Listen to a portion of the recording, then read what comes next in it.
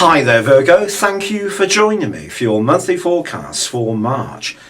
Your relationship sector is strongly emphasised this month on the basis of the solar eclipse which occurs on the 9th, but also the arrival of your ruling planet Mercury on the 5th and the planet of love and affection Venus on the 12th.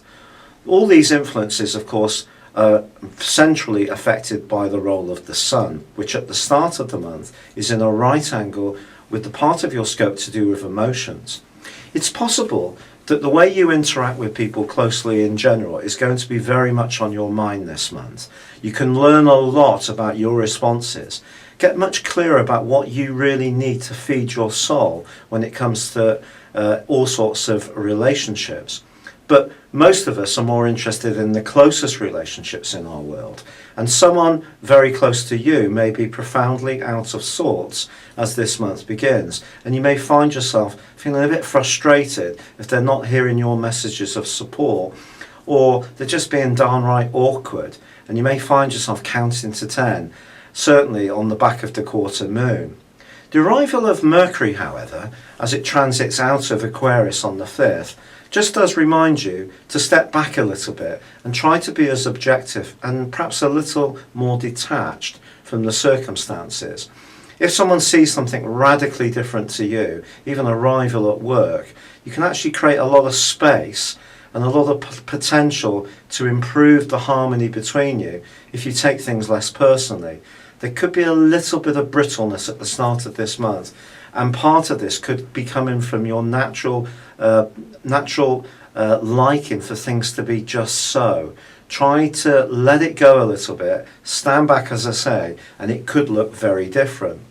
Now Mars is going to be moving on the 6th, joining up with Saturn in your 4th solar house, and of course that quarter moon which occurs on the first day. Now Saturn has really been making you think very, very carefully over the last 7 of 13 months about where you live, who you live with, and how. It's possible that you've moved or are about to move, or adapting a current accommodation, starting to work from home, renting a room out. All sorts of things can be going on in a practical way, but it's your emotional life that could really be changing with the help of Saturn. Saturn has a bad reputation, but Saturn can most certainly be a force for good. Yes, it can be painful when it puts us through it, but the arrival of Mars just reminds you that you have got the energy to cope with any alterations that are going to happen, and in fact you may decide to drive some of these forwards. But Mars is the planet of instant gratification, and in this particular location it could make you more direct and a little bit defensive at times. And if someone doesn't quite agree with what you're trying to do, this could see you hitting out and getting your anger in first, especially if you feel that they're being critical. And the solar eclipse, which occurs on the 9th, is going to be an influence which provides a backdrop over the next 6 months. It also links together with the lunar eclipse of the 23rd. For you, the axes here that are around relationships, but also around the foundations of your world. So when you're thinking about who you might get on with, do consider carefully about shared values. It may be a very old-fashioned concept when it's more attractive to think about common interests in the here and now, or perhaps to do with physical attraction. But I'm not talking necessarily about earning the same kind of money, but I'm talking about someone who has the same kind of instincts as you in terms of their core values. That is going to be very important around your relationships in the months to come.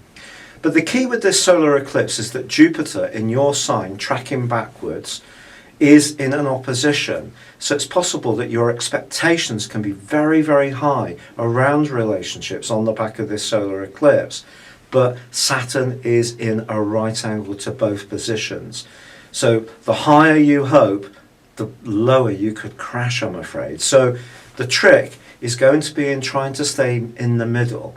If there are developments which are hopeful and pleasing, enjoy them. That's certainly going to become much more noticeable from the 12th. But from the 9th to the 12th, there is an air of unreality around relationships, and someone who can seem very mysterious and attractive can actually be someone who's perhaps a little bit dodgy and not really answering your questions because you may be picking up on something they don't want to tell you about. So do be cautious. That's what Saturn is trying to tell you and trying to protect you around.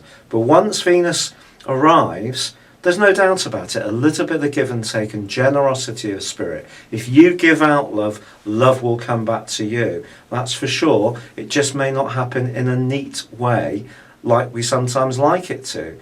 But build up the goodwill in all sorts of relationships. That's the lesson for you over the next 6 months from this month.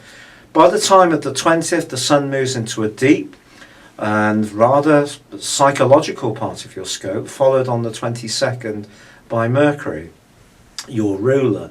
Here you're being asked to think very carefully about what's being said to you. Are people being really sincere or just talking it? Now you want to know if they really mean it, and that's very important. The same happens on the back of the lunar eclipse on the 23rd.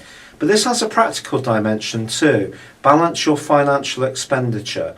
And if you are thinking about any business partnerships, do be very careful this month and in the following 6. That's not to say they can't work out, but you need to have a very clear plan, terms of agreement in terms of what each of you will do, and even in a personal relationship that could be very helpful.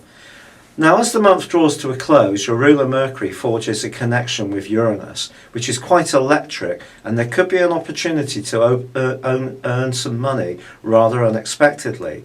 There's also the great news that Uranus is square to Pluto, which has been causing such mischief in recent years, is starting to pull apart.